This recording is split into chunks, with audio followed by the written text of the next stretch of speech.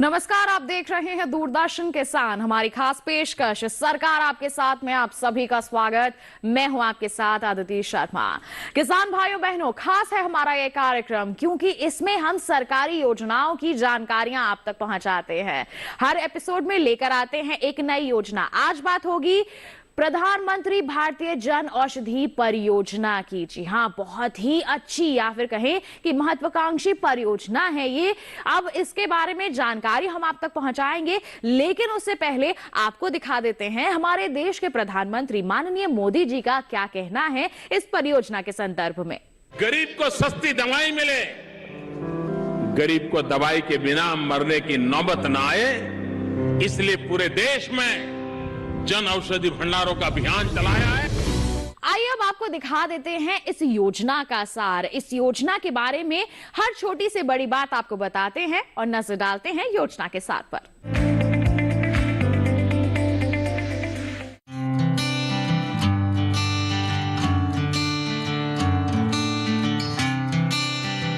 महंगा इलाज हर किसी के बस की बात नहीं है।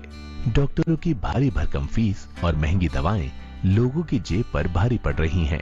सरकार लोगों के लिए कई तरह के स्वास्थ्य कार्यक्रम और योजनाएं चला रही है। ऐसा ही एक कदम है प्रधानमंत्री भारतीय जन औषधि परियोजना। इसका मकसद सभी देशवासियों को किफायती दरों पर गुणवत्तापूर्ण दवाएं और सर्जिकल सामान उपलब्ध कराना है। इसके लिए जगह जगह जन औषधि केंद्र खोले जा रहे हैं। जन औषधि केंद्र दरअसल मेडिकल स्टोर ही है, जहां से आप जेनेरिक दवाएं और सर्जिकल सामान खरीद सकते हैं, वो भी 50 से 90% की छूट पर। एक धारणा ये भी है कि सस्ती जेनेरिक दवाओं की गुणवत्ता उतनी अच्छी नहीं होती और बीमारी पर उनका असर भी कम होता है। ये परियोजना इस धारणा को भी समाप्त कर रही है। इतना ही नहीं, देश की सभी महिलाओं को जन औषधि सुविधा सैनिटरी नैपकिन भी आसानी से उपलब्ध कराए जा रहे हैं। जन औषधि स्कीम की शुरुआत नवंबर 2008 में हुई थी। तब से लेकर 2014 तक कुल 80 जन औषधि स्टोर खुल पाए। सितंबर 2015 में इसका नाम बदलकर प्रधानमंत्री जन औषधि योजना कर दिया गया। बाद में और बेहतर बनाने के मकसद से इसे प्रधानमंत्री भारतीय जन औषधि परियोजना कर दिया गया। 31 जनवरी 2022 तक के आंकड़े बताते हैं कि देश भर में 8,675 प्रधानमंत्री भारतीय जन औषधि केंद्र संचालित हो रहे थे। मार्च 2025 तक कुल 10,500 केंद्र खोले जाने हैं। सरकार केंद्र मालिकों को दवा खरीदने के लिए 5 लाख रुपए की प्रोत्साहन राशि भी दे रही है। पहले ये राशि केवल 2.5 लाख रुपए थी। इस रकम के अलावा विशिष्ट वर्ग की श्रेणी में 2 लाख रुपए की अतिरिक्त वन टाइम सहायता भी दी जा रही है। ये राशि पूर्वोत्तर राज्यों और हिमालयी क्षेत्रों के लिए है। महिलाओं, दिव्यांगजनों, अनुसूचित जाति और अनुसूचित जनजाति के लिए भी 2 लाख की अतिरिक्त सहायता का प्रावधान है। ये अतिरिक्त धनराशि फर्नीचर वगैरह पर खर्च की जा सकती है। परियोजना पर 2020 से 2025 तक कुल 490 करोड़ रुपए खर्च होने हैं। सस्ती दरों की वजह से जन औषधि केंद्र लोगों के बीच तेजी से लोकप्रिय हो रहे हैं। वित्त वर्ष 2019-20 के दौरान प्रधानमंत्री भारतीय जन औषधि परियोजना के जरिए 433 करोड़ रुपए से भी ज्यादा की बिक्री की और आम नागरिकों ने अपने 2,500 करोड़ रुपए बचाए। जबकि वित्त वर्ष 2021-22 के दौरान pharmaceuticals and medical devices bureau of India की कुल बिक्री 751 करोड़ 42 लाख रुपए थी और मरीजों की बचत 4,500 करोड़ रुपए तक जा पहुंची। ये आंकड़े 31 जनवरी 2022 तक के हैं। सर्वेक्षण में ये बात भी सामने आई है कि प्रत्येक जन औषधि केंद्र की औसत मासिक बिक्री 1.5 लाख रुपए है। इस तरह ये परियोजना जन औषधि, सेवा भी, रोजगार भी के अपने विचार के साथ पूरा न्याय कर रही है। प्रधानमंत्री भारतीय जन औषधि परियोजना के अंतर्गत 1,451 तरह की दवाओं के अलावा 240 तरह के सर्जिकल उपकरण और दूसरी उपयोगी वस्तुएं उपलब्ध हैं। आपको ये भी बता दें कि 7 मार्च का दिन जन औषधि दिवस के रूप में मनाया जाता है।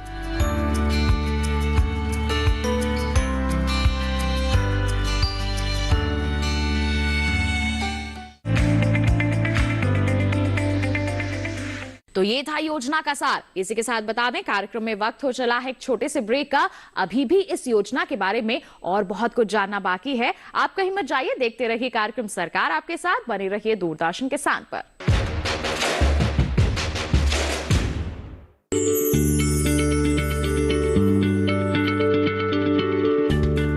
आप किसी बीमारी से परेशान हैं? चाहते हैं डॉक्टर की सलाह? तो हम हैं आपके साथ। बताएंगे आपको जीने की राह। समस्याएं आपकी, समाधान देश के मशहूर विशेषज्ञों के। घर बैठे बात करें देश के जाने माने डॉक्टरों से।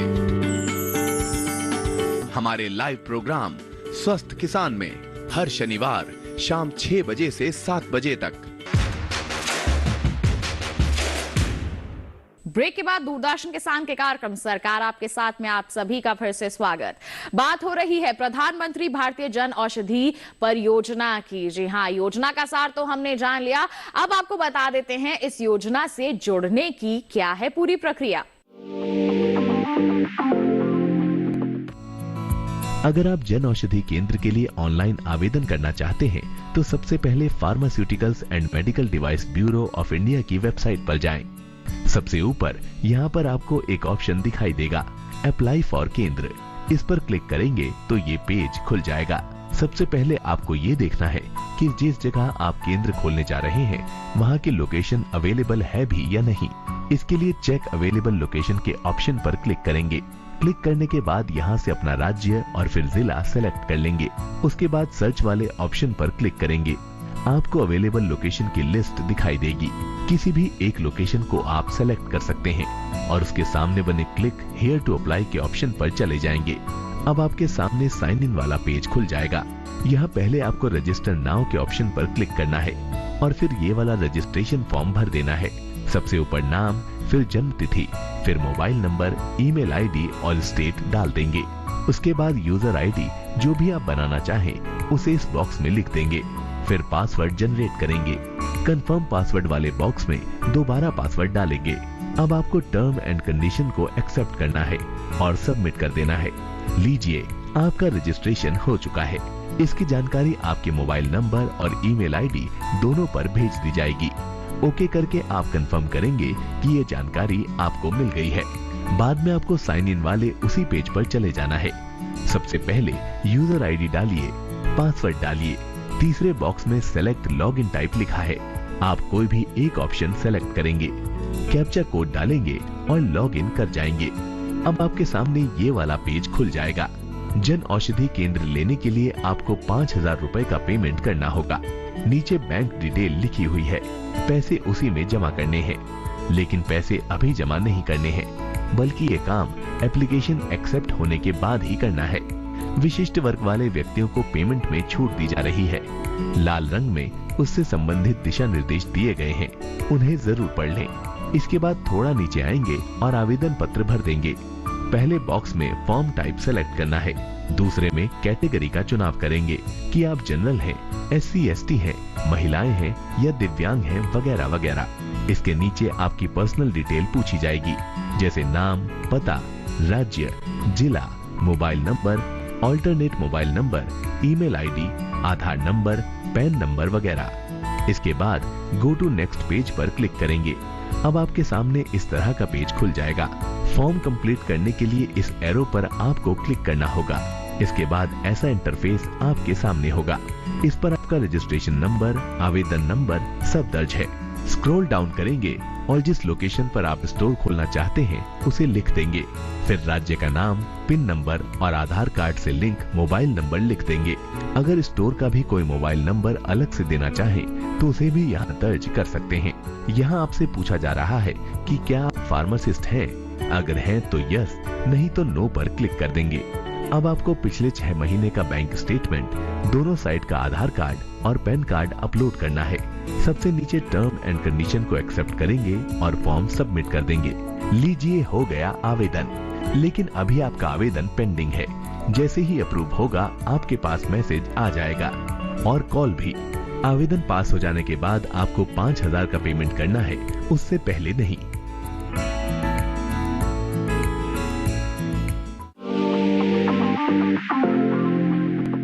तो जान लिया ना आपने कि किस तरह से जुड़ सकते हैं आप इस योजना से। इसके बारे में हम जानते हैं। अभी भी आपके मन में कुछ संदेह होंगे, उन संदेह को दूर करेंगे, लेकिन एक छोटे से ब्रेक के बाद कहीं मत जाइए। देखते रहिए कार्यक्रम सरकार आपके साथ और बने रहिए दूरदर्शन के साथ पर।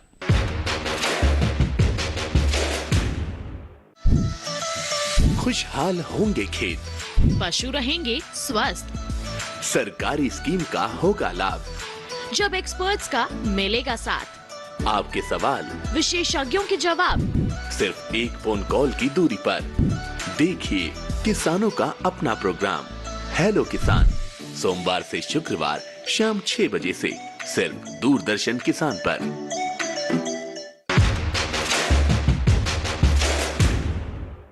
ब्रेक के बाद दूरदर्शन किसान के कार्यक्रम सरकार आपके साथ में आप सभी का फिर से स्वागत। लगातार हम आपको जागरूक कर रहे हैं प्रधानमंत्री भारतीय जन औषधि परियोजना के बारे में। तो आइए अब बिना समय को गवाते हुए रुक कर लेते हैं यहाँ पर हमारे विशेषज्ञ का और उनसे इस परियोजना के बारे में विस्तार से जानकारी हासिल करते हैं। आज का कार्यक्रम आधारित है प्रधानमंत्री भारतीय जन औषधि परियोजना पर। आपको हमने कुछ जानकारियां अभी तक बता दी हैं, आप तक पहुंचा दी हैं, लेकिन अभी भी कई सवाल हैं हमारे मन में जिनके जवाब हमें जानने हैं और इसके लिए हमारे साथ हमारे विशेषज्ञ उपस्थित हैं। परिचय करवा देते हैं, डॉक्टर के मदन गोपाल हमारे साथ उपस्थित हैं। बता दें ये सलाहकार हैं नीति आयोग में और आज हम इनसे बातचीत करेंगे। डॉक्टर मदन गोपाल, आपका बहुत बहुत स्वागत है हमारे कार्यक्रम सरकार आपके साथ में। हम बात कर रहे हैं प्रधानमंत्री भारतीय जन औषधि परियोजना के बारे में। तो सबसे पहले तो आपसे चाहेंगे हमारे सभी दर्शकों को आप बताएं इस परियोजना के बारे में, कब इसकी शुरुआत हुई और क्या उद्देश्य था इसके पीछे। अदिति जी, हम लोग बात कर रहे हैं प्रधानमंत्री जन औषधि कार्यक्रम के बारे में जी। उसके पहले हमें यह जानना आवश्यक होगा कि ये कार्यक्रम क्यों स्टार्ट किया गया, क्यों शुरू किया गया। बिल्कुल। जब आप देखेंगे, जब हमारे इधर एक जो नेशनल हेल्थ अकाउंट्स है जो ये गणना करता है कि प्रति व्यक्ति हम कितना खर्चा करते हैं। जैसे आज प्रति व्यक्ति जो खर्चा होता है स्वास्थ्य के ऊपर करीब 4,500 रुपये खर्चा होता है। उस 4,500 में से करीब 48%, मतलब आधा लोग अपने जेब से खर्च करते हैं जी। और विश्व स्वास्थ्य संगठन के आंकड़ों के हिसाब से अगर आधे से ज्यादा लोग अगर जेब से खर्च करते हैं स्वास्थ्य के ऊपर, तो उनमें गरीब होने की संभावना या गरीब की तरफ धकेलने की संभावना बहुत होती है, बहुत ज्यादा बढ़ जाती है। जब ये हम लोग ने बात किया था, जब योजना की अवधारणा हुई थी 2008 में, उस समय जो आपका आउट ऑफ पॉकेट एक्सपेंसेस जो बोलते हैं, जो अपनी जेब से खर्च करते हैं, उस समय करीब 70% था। और उसमें प्रमुखता जो इसका जो कंपोनेंट था जिसपे खर्च होता था, वो अधिकतर आपके दवाइयों पे खर्च होता था जी। और आपके डायग्नोस्टिक्स पे खर्च होता था। दैट मींस इलाज के लिए जो जांच करानी है उसके ऊपर खर्च होता था। तो सरकार ने उस समय ये सोचा कि क्यों ना हम ये जो दवाई के ऊपर जो खर्चा होता है 40% करीब खर्चा होता है, उसमें अगर हम सस्ती दवाइयां उपलब्ध करा दें तो ये जो आउट ऑफ पॉकेट एक्सपेंसेस से कम हो जाएगा। तो ये योजना उस समय से स्टार्ट की गई। जन औषधि केंद्र बनाए गए। पहले 80 केंद्र थे और आज करीब 8,600 कुछ केंद्र हैं। 2025 तक के 10,000 से ऊपर की केंद्र हो जाएंगे। बिल्कुल, तो लक्ष्य रखा गया 2025 तक यहाँ पर 10,000 जन औषधि केंद्र बनाने का। इसमें जो गति आई है 2014 के बाद काफी गति आई है। और मेन उद्देश्य किस तरह से लोगों के खर्चा जो होता है दवाई के ऊपर कम से कम हो सके, उसमें कटौती हो सके ताकि अच्छी दवाइयां भी यहाँ पर उपलब्ध हो सके, लेकिन कम से कम दामों में। जो उच्च गुणवत्ता वाले जेनरिक मेडिसिन जो बात करते हैं, जेनरिक मतलब जैसे आपको समझना है, बाजार में टूथपेस्ट मिलता है, आप कोई भी टूथपेस्ट घर में भी बना सकते हैं जी। गुणवत्ता में कोई फर्क नहीं होता, लेकिन ब्रांड का अलग होता है, कोई एक कंपनी का होता है, कोई दूसरे कंपनी का होता है। वैसे ही जो जेनरिक बोलते हैं, तो दवाई का जो मॉलिक्यूल होता है, मॉलिक्यूल को आप जब बनाते हैं, अगर कोई कंपनी लेती है तो वो और थोड़ा सा उसको परिष्कृत करके कुछ आगे के हिसाब से अपने उसके दाम जुड़ जाते हैं। तो ये जो जेनरिक मेडिसिन है, ये करीब बाजार मूल्य से 50 से 90% कम होते हैं। एक उदाहरण के लिए आप जैसे मास्क लेंगे, आप जन औषधि केंद्र में जाकर आप N95 मास्क खरीदेंगे तो आपको 20 रुपए का पड़ेगा, बाजार में लेंगे तो 100 रुपए का पड़ेगा। काफी अंतर हम यहाँ पर देख काफी रहे अंतर पड़ता है जी। बिल्कुल। तो मेन उद्देश्य ये है कि किस तरह से हम लोगों के जेब पे जो अतिरिक्त भार पड़ता है उसमें कमी ला सकें। और आंकड़े भी यही बताते हैं कि 2008 से 2018-19 का जो हुआ था, उसमें 70% जो हमारा आउट ऑफ पॉकेट एक्सपेंसेस था वो 48% करीब हो गया है। तो आप सोचेंगे ये कितना प्रमुख योजना है जिसके बारे में हमें जानकारी होनी चाहिए। बिल्कुल, जानकारी निश्चित तौर पर होनी चाहिए और यही उद्देश्य है आज के हमारे इस कार्यक्रम का, ताकि हम हर जन को इस योजना के प्रति जागरूक कर सकें। देखिए, बहुत ही अहम योजना है जिसकी शुरुआत एक बहुत ही खास उद्देश्य के साथ की गई है। बदलाव यहाँ पर महसूस भी किया जा रहा है। आपने कहा कि जन औषधि केंद्र यहाँ पर 80 से शुरुआत हुई, अब उसमें लगातार बढ़ोतरी हो रही है। 25 तक ये लक्ष्य है 10,000 जन औषधि केंद्र बनाए जाएं। तो ये हर जिले में होते हैं या फिर किस तरह से निर्धारित होता है कि कितने जन औषधि केंद्र एक इलाके में बनने चाहिए? इसमें कोई अदिति कोई जरूरी नहीं है। अगर आप चाहते हैं कि आप भी खोलें एक जन औषधि, आप भी खोल सकते हैं। अगर तो आमजन भी इस जन औषधि केंद्र को खोल सकते हैं? खोल सकते हैं। बिल्कुल। कुछ कोई पात्रता है इसके लिए? कुछ पात्रता है, वो वेबसाइट पे उपलब्ध है। बहुत आसान है, आपके पास जगह होनी चाहिए, प्लस कुछ सिस्टम्स होने चाहिए। अगर वो पात्रता के अनिवार्यताओं को आप पूरी करते हैं तो आप खोल सकते हैं। प्लस जो आपके हमारे जो वल्नरेबल है, जो पिछड़े हुए वर्ग के लोग हैं, उनके लिए भी गवर्नमेंट की तरफ से सहायता मिलती है, तो वो भी अप्लाई कर सकते हैं। उनको आर्थिक सहायता भी मिलती है खोलने के लिए। यहाँ पर आर्थिक सहायता भी मुहैया करवाई जाती है ताकि जन औषधि केंद्र आप खोल सके। तो आपने कहा कि वेबसाइट पर पूरी जानकारी दी हुई है, तो वेबसाइट के बारे में आपसे जानना चाहेंगे, क्या एड्रेस है वेबसाइट का?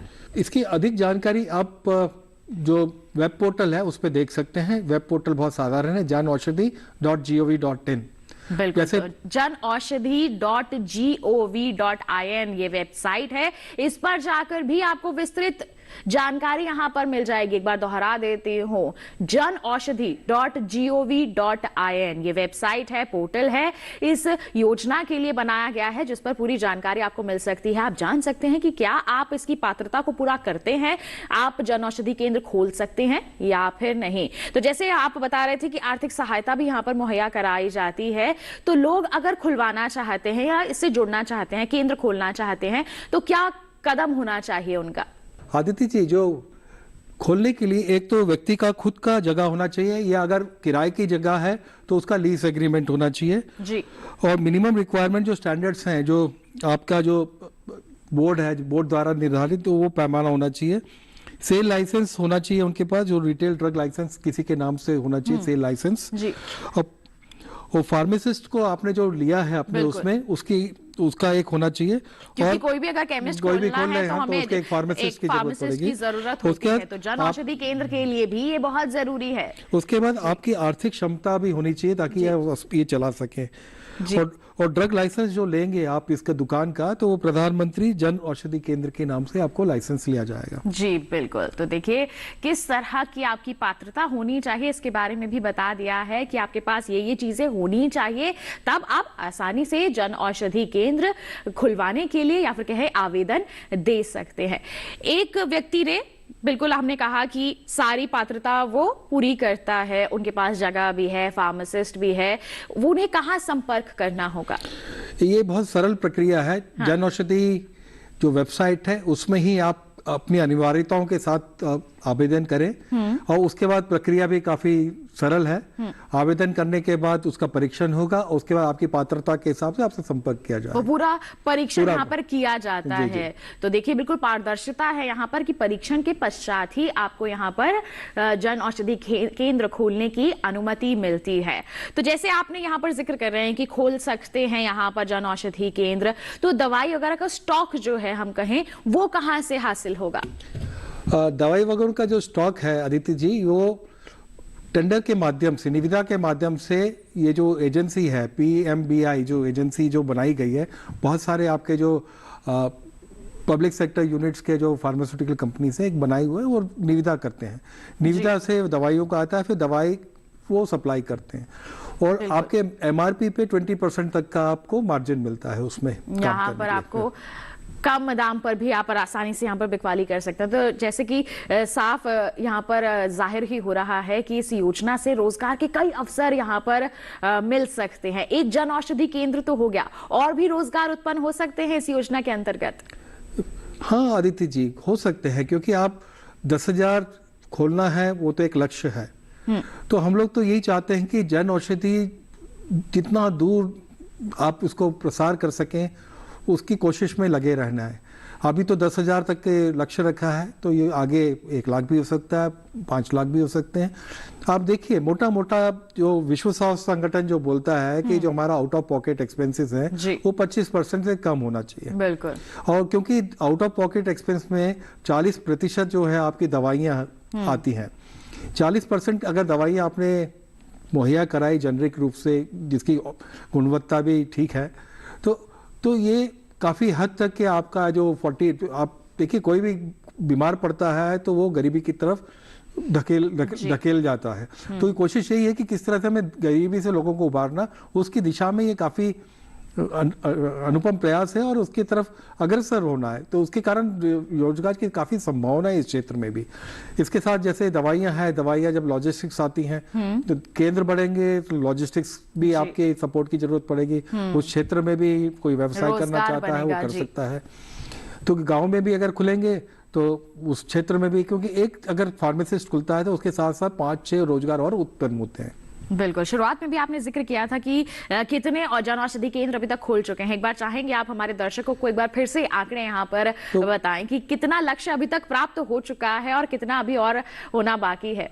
अभी इस कार्य में काफी तेजी आई है। हाँ। अभी करीब लगभग 8,650 जन औषधि केंद्र अभी कार्यरत हैं, जो कोई इंडिविजुअल चला रहे हैं, कुछ पार्टनरशिप में चल रहे हैं, कुछ गवर्नमेंट के हैं, कुछ प्राइवेट के हैं, ये इतने चल रहे हैं।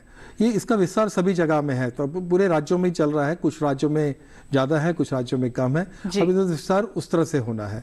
बिल्कुल। तो जैसे कि आप कह रहे हैं कि और भी ज्यादा जन औषधि केंद्र यहाँ पर अभी खुलने की संभावनाएं हैं, क्योंकि लक्ष्य अभी प्राप्त पूरी तरह से नहीं हुआ है। ग्रामीण परिवेश की अगर हम बात करें तो ग्रामीण इलाकों में महिलाएं भी हैं और पुरुष भी हैं जो मिलजुल कर काम करते हैं। महिलाओं की ही बात कर ले, स्वयं सहायता समूह चलाती हैं हमारी महिलाएं। क्या पूरा समूह मिलकर भी जन औषधि केंद्र खोलने के लिए यहाँ पर आवेदन कर सकता है? हाँ बिल्कुल, जैसे मैंने पूर्व में भी बताया, कोई भी पार्टनरशिप में या कोई भी एजेंसी, बस ये है कि वो रजिस्ट्रेशन कराना है उनको और एक फार्मासिस्ट उनके पास होना चाहिए, तो वे चला सकते हैं। बिल्कुल। तो देखिए, अगर आप स्वयं सहायता समूह से जुड़ी हुई हैं, खासतौर से मैं यहाँ पर महिलाओं की बात कर रही हूँ, अगर आप जुड़ी हुई हैं तो आप भी इस योजना का लाभ ले सकते हैं।